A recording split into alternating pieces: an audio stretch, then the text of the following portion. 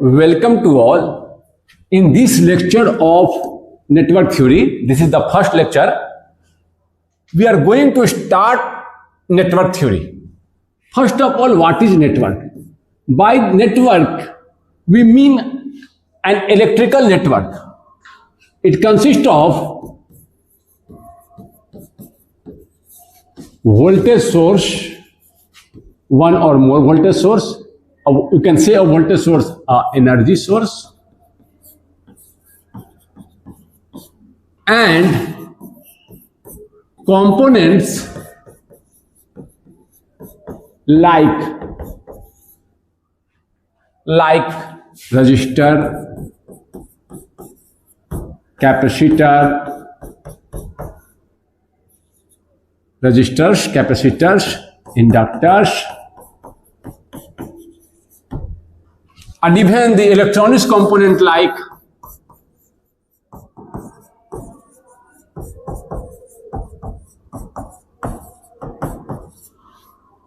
diode, transistor. So you can define a network as an interconnection of voltage source and the components like resistor, capacitor, inductors, diode, transistors. As we have written a voltage source, we start with voltage source. What is a voltage source?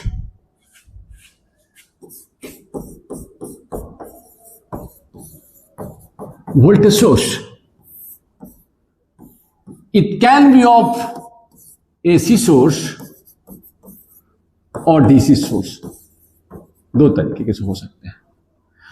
आप जानते हैं the supply in our home is a AC supply, and the batteries, all the batteries which we use in our mobiles, in our inverter basically convert DC to AC. All are DC source. A DC source is a constant with time. This is the plot of a DC source. You can represent it like this. This is a DC source. This is the plot of a DC source. It is constant with time. And when you connect a DC source through a load, the direction of the current remain constant, remain fixed. That is, it flows from high voltage to low voltage. The direction of the current is this, from high to low, I is equal to V by R, Ohm's law. Voltage difference upon R, Ohm's law. So, write down this, that this is a DC source, represented a DC source, and it is constant, and the direction of the current is fixed. It does not change. Direction of the current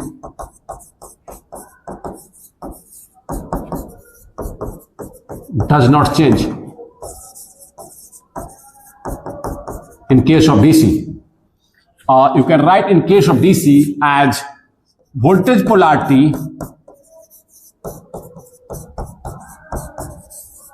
remains fixed. It does not change. Direction of the current does not change. When you connect a voltage source to a load, the direction of the current remains fixed. Note down this. On the other hand, and in an AC source represented like this, note our household supply is AC. The polarity alternates periodically.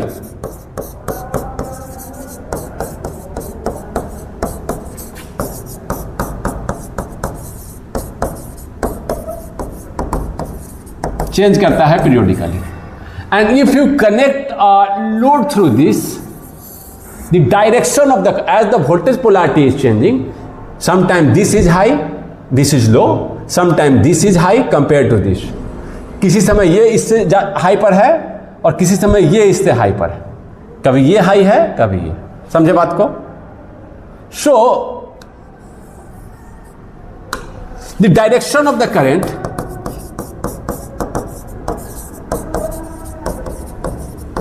Alternate periodical, इसको लिख लीजिए, alternate periodical, यहां लिखिए alternate periodically, same चीज. Current कैसे flow करता है? From high voltage to low voltage. So as the voltage polarity is changing, same will be the current. The direction will also change. As the current will also alternate. The current will also alternate. Okay? Now, the direction of the current alternate. How to represent an AC mathematically? How to represent AC? How to represent AC mathematically? DC को मैंने कैसे represent किया? Just by a constant number. Just by a constant number. How to represent? One thing to note, something is increasing, reaching to its maximum, then again zero, then going to negative. Positive peak, then negative peak. Another cycle. This is the nature of sin theta graph. Just represent. Just so you can just recall that you can represent it with sin theta. Sin theta goes to maximum 0 minus 1. Maximum 0 within this. So maximum is, if suppose sin theta maximum plus 1, 0, then minus 1. So sin theta lies, the value of sin theta lies between this. So it can be represented in terms of sin theta. But what is the theta? What is the theta? And for theta, we write a parameter called frequency. We note the parameter called frequency, that is number of cycle per second. अगर ये change कर रहा है 1 second में कितना, 1 second में कितना. और थीटा, हमें थीटा लिखना है, एंगल. अगर कोई चीज रोटेट करते हुए फिर यहीं पर आ रहा है तो एक रोटेशन में it is making, circular motion पर ध्यान दीजिए, it is making 2 pi angle. अगर 1 सेकंड में, एक रोटेशन में 2 पाई, अगर 1 सेकंड में वो 10 रोटेशन बनाता है, यानी कि 2 पाई इंटू 10 एंगल पर सेकंड. एक साइकिल में आपका 2 पाई रेडियन और 10 साइकिल में 2 पाई इंटू 10. अगर 1 सेकंड में 20 बना रहा है तो 2 पाई इंटू 20. अगर 1 सेकंड में f बना रहा है तो 2 पाई इंटू एफ. इतना रेडियन पर सेकंड. एक साइकिल में 2 पाई तो f साइकिल में 2 पाई इंटू एफ. इतना रेडियन पर सेकंड, इसे बोल रहे हैं angular frequency. 2 pi into F. 10 cycle बना रहा है अगर 1 सेकंड में, तो हर साइकिल में 2 पाई, तो 10 2 पाई. 1 सेकंड में 20 बना रहा है तो 20 2 पाई. 1 सेकंड में 30 बना रहा है तो 30 2 पाई. यानी ये क्या हो गया, एक एंगल पर सेकंड. क्या बन गया, एंगल पर सेकंड. एक था नंबर पर सेकंड, एंगल बना मल्टीप्लाई कर दिए, इट बिकम्स एंगल पर सेकंड, दैट इज रेडियन पर सेकंड. एंगल पर सेकंड में अगर हम टाइम से मल्टीप्लाई कर दें तो क्या मिल देगा, ये रेडियन पर सेकंड में हम टाइम से मल्टीप्लाई कर दें, it will gives radian, that is theta. Omega into T is theta. यानी कि you can write it as Vm is equal to omega into T. Vt AC को मैं रिप्रेजेंट कर रहा हूं, Vm is the amplitude sine 2 pi f into T. These is the, all three are same, equivalent. These are the mathematical representation. Theta, your theta, written theta is omega t, omega is 2 pi f. So all three are same. Now this is the mathematical representation. अगर इसको मैं graph plot करूं, if you plot the graph of sin theta into Vm, it goes to Vm minus Vm. This is AC representation. X axis theta or theta is omega t. You can write it as theta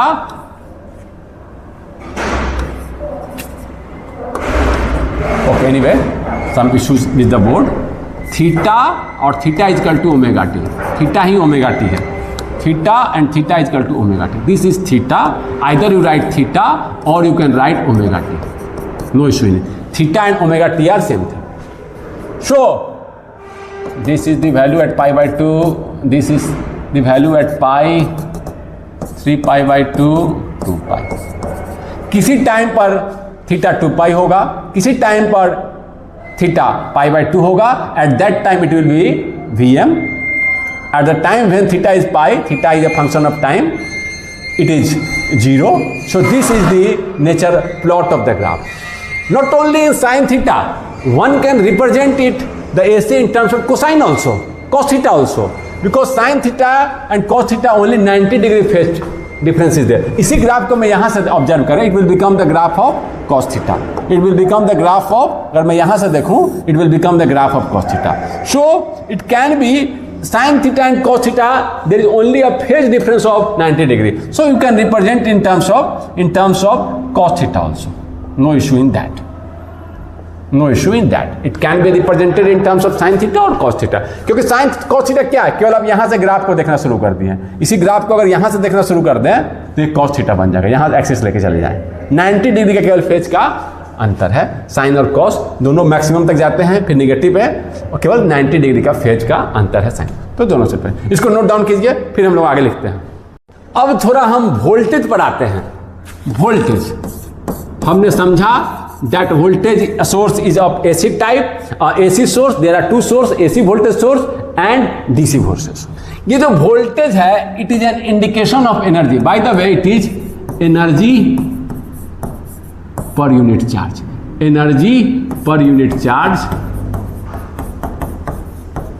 that is mathematically energy divided by charge, Q is the charge, Q is charge, unit of charge is coulomb, Q is charge, Q is charge, 10 coulomb 20 coulomb जितना हो। अब जब हम energy की बात करते हैं कि एनर्जी है तो इसको थोड़ा एनर्जी को पहले हम समझते हैं, पहले हम प्रैक्टिकल एग्जांपल से समझते हैं। जो हम देखते हैं किसी, मान लीजिए किस ऑब्जेक्ट को हम नीचे से ऊपर ले जा रहे हैं, इस ऑब्जेक्ट को हम, ये जो लॉक है इसको नीचे से ऊपर ले जा रहे हैं, तो इसमें ग्रेविटेशन एक नीचे पुल कर रहा है, इसके अगेंस्ट में वर्क डन कर रहा हूं, मुझे काम करना पड़ रहा है और इसे ऊपर ले जा रहा हूं। जैसे ही ऊपर ले जा रहा हूं इसमें कुछ एनर्जी आ गई, पोटेंशियल एनर्जी, यानी कि जो मैं काम कर रहा हूं, जो फोर्स इनटू डिस्प्लेसमेंट, डिस्प्लेसमेंट जो आपने डिस्प्लेसमेंट किया, यही क्या है, ये जो है डायरेक्शन के साथ में लिखूंगा, यही वर्क डन मुझे करना पड़ा और यही उतना ही एनर्जी उस सिस्टम में आई। अब यहां ध्यान दीजिएगा, जो देखिए फोर्स किधर लग रहा था, साइन के साथ देखिए फोर्स मान लीजिए नीचे लग रहा था, देखिए फोर्स तो नीचे लग रहा था, force is pulling it downward, मान लीजिए suppose that this direction is negative, this direction is negative and upward direction is positive, यानी कि फोर्स का डायरेक्शन क्या है, साइन के साथ लिखना है, मेरा एक ही लाइन में फोर्स लग रहा है, एक ही लाइन में डिस्प्लेसमेंट हो रहा है, तो मैं इससे सीधे मल्टीप्लिकेशन में लिख रहा हूं। अदरवाइज क्या होता है कि आपको वेक्टर का डॉट प्रोडक्ट लिखना पड़ता है, वेक्टर का डॉट प्रोडक्ट, बट यहां पर एक ही लाइन में दोनों है तो मैं ऐसा समझ सकते हैं। फोर्स मैंने लगाया, देखिए फोर्स नीचे लग रही है, फोर्स का डायरेक्शन मान लीजिए मैंने ले लिया नेगेटिव, डिस्प्लेसमेंट इस साइड हो रही है, इसका डायरेक्शन, इसका क्या है, ये आएगा पॉजिटिव, ये क्या आ गया, नेगेटिव वैल्यू, कोई नेगेटिव वैल्यू आएगा। इसीलिए एक नेगेटिव वैल्यू आएगा। जो एनर्जी है, एनर्जी जो लिखते हैं, एनर्जी वो हो, केवल आप एक माइनस साइन लगा देंगे तो माइनस साइन लगा देंगे तो पॉजिटिव बन जाएगा, फोर्स इनटू डिस्प्लेसमेंट, साइन के साथ लिख दीजिए, ये आपका वर्क डन देगा, इसमें माइनस लगा दीजिए, यही आपका क्या होगा, एनर्जी हो जाएगा। देखिए फोर्स नीचे लग रहा था, डिस्प्लेसमेंट ऊपर किए, यानी कि एफ डॉट डी एस क्या आया था, एफ का डायरेक्शन इधर, डिस्प्लेसमेंट सॉरी ऊपर किए, एफ डॉट डी एस क्या आ गया, फोर्स का डायरेक्शन एक इधर पॉजिटिव एक निगेटिव, क्या आया आपका एफ डॉट डी एक्स आ गया, एफ फोर्स इंटू डिस्प्लेसमेंट आ गया निगेटिव, एक निगेटिव आया फोर्स डॉट डिस्प्लेसमेंट, एक माइनस साइन लगा दिए तो क्या बन गया पॉजिटिव, यानी कि एनर्जी आपका क्या हुआ, एनर्जी आपका इसमें सिस्टम में इंक्रीज किया है। देखिए इंक्रीज किया, इसमें एनर्जी इंक्रीज कर गया ना, समझे बात को, ऊपर ले गए इसमें एनर्जी बढ़ गया। तो एक माइनस साइन का मतलब केवल इतना ही है, एनर्जी जो होता है माइनस ऑफ वर्क डन। एक स्प्रिंग को दबा रहे हैं, यहां भी एनर्जी अप्रोच कर रहा है, अपोजिंग फोर्स होना चाहिए।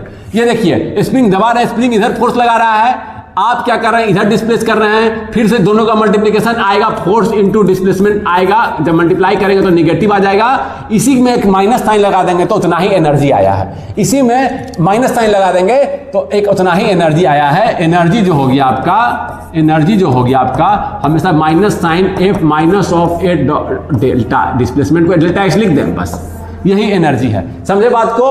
अगर इधर देखिए, अगर फोर्स इधर लग रहा था, डिस्प्लेसमेंट इधर किए हैं, यानी कि मल्टीप्लाई करेंगे तो निगेटिव आ जाएगा साइन के साथ, इधर देखिए डायरेक्शन इधर इसको पॉजिटिव बोल दिए, इधर निगेटिव बोले, तो दोनों को जब मल्टीप्लाई करेंगे तो एफ और डिस्प्लेसमेंट क्या आ जाएगा, डिस्प्लेसमेंट मान लीजिए कि यहाँ जीरो था, जीरो से लेकर चलेगा -4 पर, एफ मान लीजिए कि इसमें पॉजिटिव है 2 न्यूटन लग रहा था, 2 न्यूटन और -4, ये देखिए नेगेटिव। एनर्जी कितना आया, एनर्जी कितना आया, एक माइनस लगा दिए तो 2 न्यूटन -4, ये हो गया minus minus plus 8 joule. Joule is the unit of energy. समझे बात को? ये जस्ट समझाने के लिए इलस्ट्रेट किया हूं, ये जस्ट समझाने के लिए किया हूं। ये सब मैंने क्या किया है, जस्ट समझाने के लिए किया। फोर्स इनटू डिस्प्लेसमेंट कर दिए, वही आपका क्या आया, एनर्जी आया। पॉजिटिव एक माइनस साइन लगाते हैं तो वो पॉजिटिव बन जाता है। ऊपर ले गए तो देखिए तो आपका क्या एनर्जी बढ़ा, नीचे ले गए, नीचे लेके जाएंगे तो एनर्जी घटा। नीचे देखिए, नीचे लेके जाएंगे तो नीचे लेके जाएंगे, नीचे लेके जाएंगे, इधर फोर्स भी इधर लग रहा है, डिस्प्लेसमेंट भी इधर कर रहे हैं, डिस्प्लेसमेंट भी इधर कर रहे हैं, तो क्या आएगा, फोर्स हम नीचे लेके जा रहे हैं इसको, फोर्स भी नीचे, इंटरनल फोर्स की बात कर रहा हूं, पृथ्वी नीचे खींच रही है, डिस्प्लेसमेंट भी इधर है, यानी कि क्वांटिटी क्या आ जाएगा, पॉजिटिव। दोनों सेम ही तरफ है। अगर इसको पॉजिटिव बोले इस डायरेक्शन को, तो ये भी पॉजिटिव, ये भी पॉजिटिव, पॉजिटिव आ गया। अब देखिए, अब ये क्या करना है मुझे, एनर्जी कितना आई, एनर्जी कितना लिखेंगे हम, मैग्नीट्यूड तो सेम ही है, -1 लगा देंगे एफ के साथ और डेल्टा एक्स के साथ, यही एनर्जी। देखिए एनर्जी घटा, जब नीचे गया, पहले ऊपर गया तो एनर्जी बढ़ा, देखिए माइनस क्या बता रहा है कि एनर्जी इतना ही एनर्जी घट गया, सिस्टम का एनर्जी इतना ही घट गया। समझे इस मतलब एनर्जी का, यानी कि जो वर्क डन करते हैं उतना ही एनर्जी सिस्टम में उतना ही एनर्जी आती है। सिस्टम में कितनी एनर्जी होगी, जितना वर्क डन की। Work done and energy are related. Minus sign केवल क्या कर रहा है, एडजस्ट कर रहा है, ऊपर जा रहे हैं, नीचे पुल कर रहा है तो एनर्जी बढ़ेगा, अगर इसको नीचे ले जा रहे हैं तो एनर्जी घटेगा, वो अपने आप एडजस्ट कर लेगा। समझे बात को? तो आपने समझा कि energy energy is work doing capacity, doing, both are related. Capacity, work doing capacity है सिस्टम का।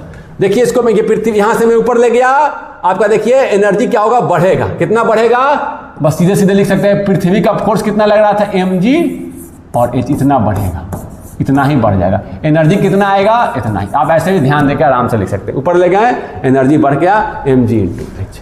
समझे बात को? इतना एनर्जी, एनर्जी का यूनिट क्या है, जूल। ये तो पृथ्वी की बात हो गई। लेकिन जब हमारा जो इलेक्ट्रिकल नेटवर्क, हम समझने के लिए इसको ले गए, हमारा जो इलेक्ट्रिकल नेटवर्क सर्किट्स होंगे, वहां जो आपका फोर्स का जो ओरिजिन है वो है चार्ज। मान लीजिए कि प्लस क्यू चार्ज यहां पर है, ये जो ऑब्जेक्ट है यहां पर प्लस क्यू चार्ज, इसको मैं नाम दे दिया यहां प्लस क्यू चार्ज। फिर से मैं बना दे रहा हूं, फिर से बनाइए, प्लस क्यू चार्ज। आप देखे होंगे बचपन में जब प्लास्टिक बाल में रगड़ कर जब कागज पर करते थे तो क्या होता था, वो उसको खींचने लगता था। यानी कि कुछ ना कुछ अब रगड़ने से इलेक्ट्रॉन का ट्रांसफर हुआ है, और क्या हुआ है कि वो जो मटेरियल है जिसको रगड़े हैं बाल में, वो चार्ज हो गया। तो यही तो एक चार्ज को मैंने प्लस क्यू से दिखाया, एक पॉइंट चार्ज यहां पर है। समझे चार्ज का मतलब, अगर इलेक्ट्रॉन का ट्रांसफर हो जाए तो बॉडी चार्ज हो जाएगी। चार्ज हो जाएगी तो वो क्या कहते हैं, दूसरे चार्ज पर फोर्स लगाएगी। जैसे ग्रेविटेशन फोर्स लगाता था, वहां पर चार्ज भी दूसरे चार्ज पर फोर्स लगा सकता है। इस चार्ज के चारों तरफ एक फील्ड होगा, इसके फील्ड में अगर दूसरे चार्ज को रखेंगे, लाएंगे तो उस पर फोर्स लगाएगा। अब देखिए, आप कोई दूसरा क्या किया, प्लस क्यू चार्ज को ला रहा था, ये कैपिटल से दिखाया हूं, ला रहा है प्लस क्यू चार्ज को। मान लीजिए कि इन्फिनिटी से बहुत दूर से ला रहा है, इस फील्ड में, इसके चारों तरफ फील्ड है, इलेक्ट्रिक फील्ड है, इसके चारों तरफ इलेक्ट्रिक फील्ड है। ये क्या करेगा, इसको रिपेल करना चाहेगा, फोर्स लगा रहा है, इसको रिपेल करना चाह रहा है, इसके अगेंस्ट वो काम करना पड़ेगा, तब जाकर वो वहां आएगा। इसको रिपेल करना चाह रहा है, इसके अगेंस्ट काम करते हुए मैं यहां ला रहा हूं। मान लीजिए कि पॉइंट ए पर लाया, आपको वर्क डन करना पड़ा। जो वर्क डन आप करेंगे वही उसकी एनर्जी होगी, जो वर्क डन करेंगे वही एनर्जी है। कैसे लिखें तो, और अब वोल्टेज को कैसे डिफाइन करें, वोल्टेज को कैसे डिफाइन करें, voltage is related to energy. समझे, यहां भी एनर्जी का सिस्टम आ गया। जैसे कि आप इसको ढके, ये प्लस क्यू चार्ज को ला रहे हैं, ये इसको ढके फोर्स लगा रहा है, और आप इसको ला रहे हैं, तो क्या होगा, इसकी एनर्जी, सिस्टम की एनर्जी बढ़ती जा रही है। जैसे छोड़ेंगे इसको ढकेल देगा, सिस्टम की एनर्जी बढ़ती जा रही है। ये इसको रिपेल कर रहा है और आप उसको लाए जा रहे हैं। जो वर्क डन आप कर रहे हैं इन्फिनिटी से इस पॉइंट पर लाने में, दैट वर्क डन पर unit charge is called voltage at that point. फिर से इसको समझिएगा, it is the work done in bringing A charge, work done करना पड़ेगा, ये रिपेल करना, जैसे कि मुझे उसको उठाने में वर्क डन करना पड़ा, ये खींच रहा था, मैं इसके अगेंस्ट में काम कर रहा हूं, वर्क डन करना पड़ा, जो वर्क डन किए वही क्या हो, उसकी एनर्जी है सिस्टम की। It is the work done in bringing the charge, bringing a unit charge, इकाई चार्ज, 10 कूलाम 20 कूलाम कितना इकाई unit charge, from infinity to a point a, यहां पर कर देते हैं। It is the work done, इसको थोड़ा सा यह कर लीजिए, इसको ये लिख, voltage at a point a, थोड़ा चेंज कर लीजिए, a is the work done in bringing a unit charge from infinity to that point, to that point A, इसको थोड़ा सा चेंज कर लीजिए, टू दैट पॉइंट ए। समझे, काम करना पड़ेगा, जितना काम करेंगे वही वहां के यूनिट चार्ज को। मान लीजिए कोई 10 कूलाम को लेकर जा रहा है, 10 कूलाम को लेकर गया और उसे काम करना पड़ गया, 100 जूल, 100 जूल का काम करना पड़ गया, तो वोल्टेज कितना हो जाएगा, 10 कूलाम को चार्ज लाए, एक एग्जांपल से समझा रहा हूं, तो वोल्टेज कितना हो जाएगा, 100 energy divided by unit, unit की बात कर रहा हूं, तो यूनिट कैसे निकालेंगे, 10 से डिवाइड कर देंगे पर यूनिट। 10 किताब का दाम 100 रुपये, तो एक किताब का दाम 100/10, 10 किताब का दाम 200 रुपये, तो एक का 200 कैसे करते हैं, 10 किताब का दाम 200 रुपये है, तो एक का 200/10, टोटल से डिवाइड कर देते हैं, एक का निकल। वैसे यूनिट कैसे मैथमेटिकली निकाल सकते हैं, डिवाइड कर दिए, यानी कि 10 वोल्ट। 10 कूलाम को चार्ज को इन्फिनिटी से इस पॉइंट पर लाने में मान लीजिए 100 जूल लगा, तो voltage at that point is 100 divided by 10, that is 10 volt. दूसरा क्वेश्चन इसी में देखिए, 20 कूलाम को चार्ज लाना था, दूसरा क्वेश्चन देख रहे हैं, और वहां लाने में मान लो कि उसको लगा 200, या इसको मैं कर दूं 50, चलो 50 जूल एनर्जी लगा, तो आपका वोल्टेज कितना होगा, 50 divided by 20 voltage at that point. समझे बात को, यानी कि वोल्टेज इज, इसमें कोई दो राय नहीं है, voltage is an indication of energy, energy per unit charge, energy per unit charge. जितना चार्ज लाया उसे डिवाइड कर दीजिए पर यूनिट चार्ज का, आपको निकल जाएगा। समझे बात को, वोल्टेज को समझे, आप इसको रिपेल करना, जैसे कि यहां मुझे काम करना पड़ा था नीचे से उठाने में, वैसे ही क्या करना है, यहां पर मुझे काम करना पड़ेगा, जितना काम किए हैं वही वहां की एनर्जी होगी। कितना को लाने में, एक यूनिट चार्ज को लाने में, 10 कूलाम 20 कूलाम 30 कूलाम, अगर 30 कूलाम को लाए हैं 30 से डिवाइड कर दीजिए, एनर्जी डिवाइडेड बाय। समझे इस बात को, voltage is an indication of energy, voltage is the energy per unit charge, energy का ही सूचक है वो। समझे इस बात को, इस बात को नोट डाउन कीजिए पहले। अब ये हम समझ गए कि voltage is an indication of energy, मैं इंटरचेंजेबली यूज करूंगा, we have applied a voltage source और एन एनर्जी सोर्स, ऐसे करके बात करेंगे तो आप कंफ्यूज मत होइएगा। मान लीजिए कि वोल्टेज सोर्स को ऐसे आर रजिस्टर पर लगा दिए, आर लगा, चूंकि एनर्जी कंजर्व्स है, तो जितना एनर्जी हमने लगाया है उतना, ये लगाए हैं, ये सोर्स है, यहां डिसिपेट हो रहा है, यानी टोटल एनर्जी कितना होगा, 0, जितना लगाए उतना ही डिसिपेट होगा, जितना लगाए उतना ही डिसिपेट होगा। तो आपका, अगर मैं इसी को बोलते हैं Kirchhoff's voltage law, it is just the energy conservation.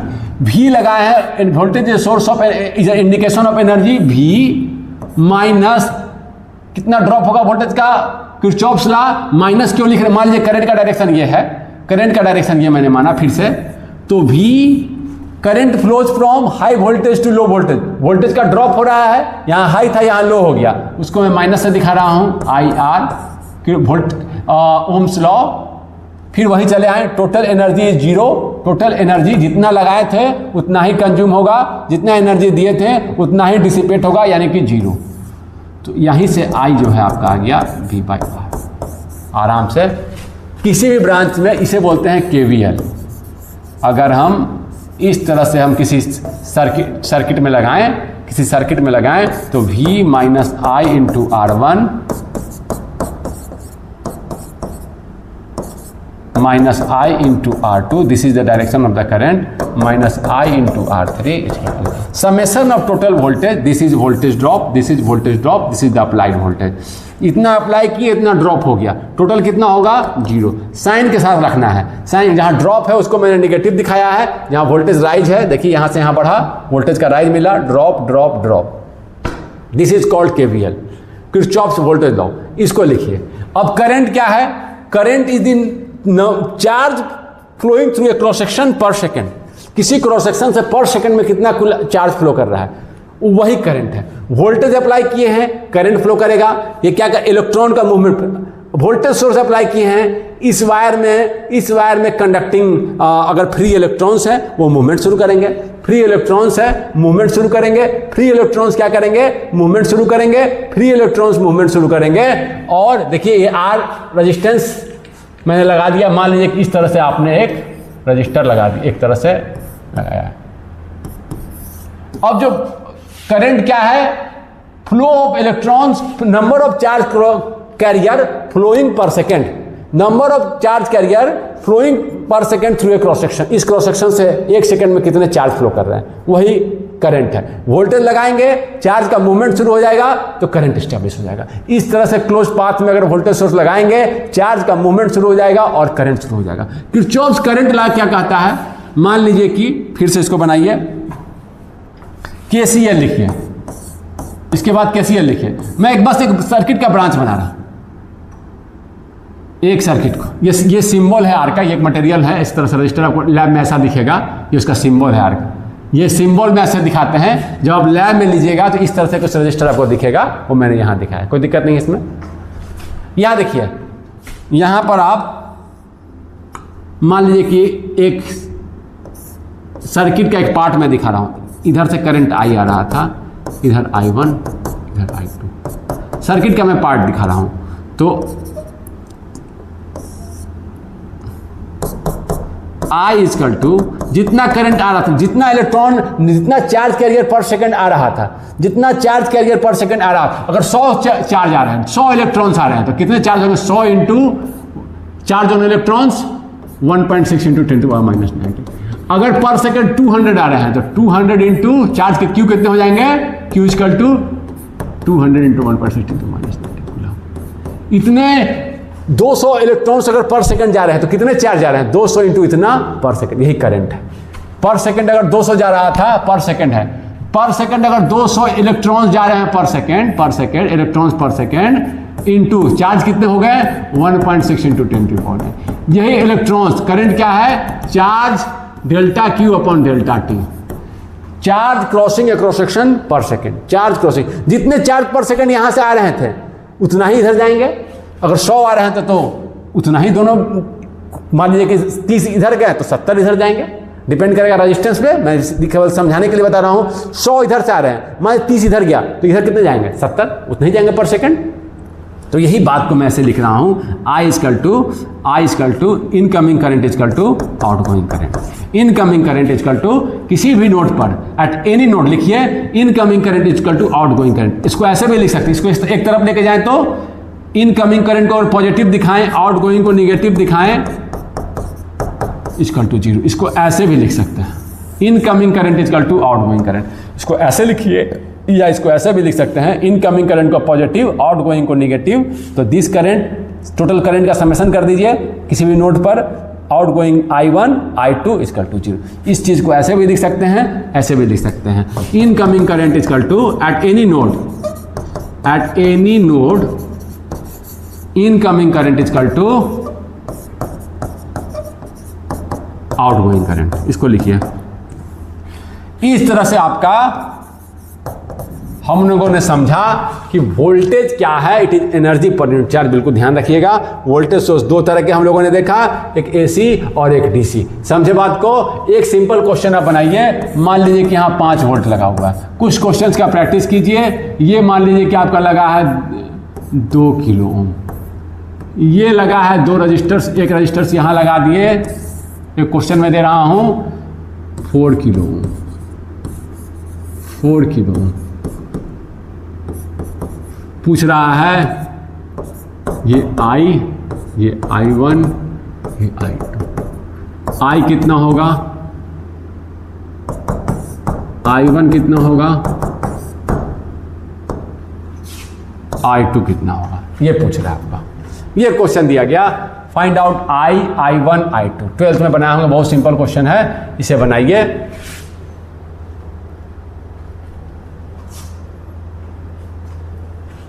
I कितना होगा, I1 कितना होगा, I2 कितना होगा, ये आपसे पूछा गया है। तो देखिए यहां हम अगर देखें तो ये दोनों रेजिस्टेंस पैरेलल में है, सेम वोल्टेज डिफरेंस में कनेक्टेड है। देखिए यहीं पर दोनों कनेक्टेड है। तो इसको हम अगर सॉल्व कर लें, 5 वोल्ट 2 किलो ओम, 4 पैरेलल, 4 का इक्विवेलेंट कितना आएगा, इक्विवेलेंट 4 × 4 पैरेलल रेजिस्टेंस अगर पैरेलल है तो R कितना आता है, R1 R2 by R1 plus R2 पता होगा आपको, यानी कि 4 × 4 + 4 + 4 किलो में है 2 किलो। तो ध्यान में रखिएगा, दो रेजिस्टेंस जब बराबर होते हैं पैरेलल में तो उसके हाफ आता है इक्विवेलेंट। ठीक है, तो अब मुझे I निकालना है, आसानी से निकाल सकते हैं। 5 वोल्ट, ये था आपका 2 किलो ओम, इस दोनों की जगह मैं लगा दे रहा हूं 2 किलो ओम। I कितना आ जाएगा जी, 5/4, 5/4 मिली एम्पियर, 4 किलो में है तो मिली। समझे बात को, समझे। ऐसे भी देख सकते थे आप, KVL लगाते तो क्या करते थे, 5 - I × 2, 2 + 2, ऐसे भी कर सकते, दोनों सीरीज में है या अलग अलग लिख के मैं दिखा दे रहा हूं। किलो में है दोनों, 2 किलो 2 किलो, तो आपका I हो जाता = 0। KVL लगाते तो सेम चीज को मैंने डायरेक्ट लिखा है 5/4। समझे बात को। अब कह रहा है ये करंट कितना है, ये करंट कितना है, यहां से मालूम चल गया, यहां से कितना आ रहा है 5/4 मिली एम्पियर। अब जैसे ही पूछे इस तरह से पैरेलल में, यहां पर हम KCL लगा के ही लाए हैं। KCL current division rule KCL लगाने से ही आता है। यहां पर इनकमिंग करंट = आउटगोइंग करंट, जितना आ रहा उतना ही जाएगा। ये जो डायरेक्ट मैं लिख रहा हूं I1 जो होगा, मान लीजिए यहां करंट लिखना है, I1 जब लिखना है तो अपोजिट ब्रांच रेजिस्टेंस लिखिए। KCL लगा के ही ये डिराइव होता है, KCL लगा के। लेकिन ऐसा सिचुएशन आपको बार बार मिलेगा, अगर ये करंट लिखना है, अगर I1 लिखना है तो opposite branch resistance 4 upon summation of दोनों रेजिस्टेंस 4 + 4, यानी कि into incoming current, into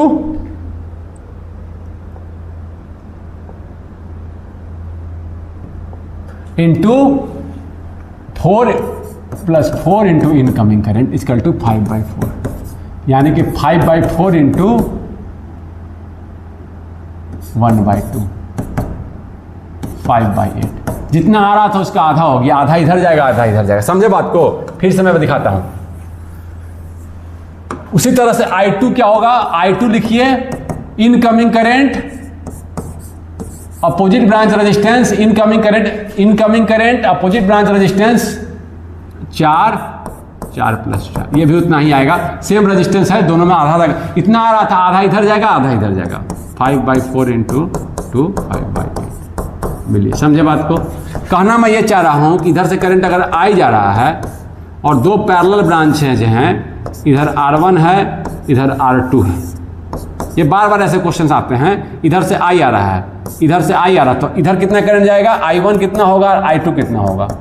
I1 जो होगा वो होगा आपका incoming current I, current division rule इसको बोलते हैं।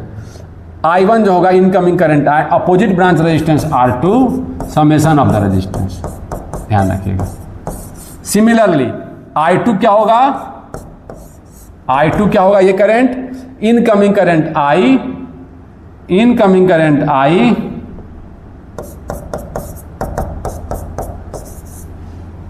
I2 को लिख रहा हूं opposite branch resistance R1 + R।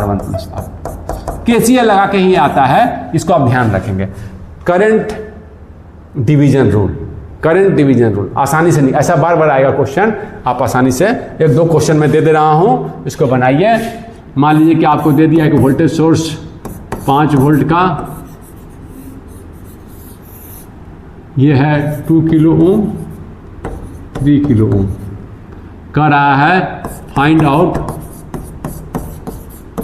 Voltage drop across 3 kilo ohm resistance. ये वोल्टेज पूछ रहा है, ये वोल्टेज, इसके क्रॉस वोल्टेज कितना ड्रॉप होगा ये पूछ रहा है।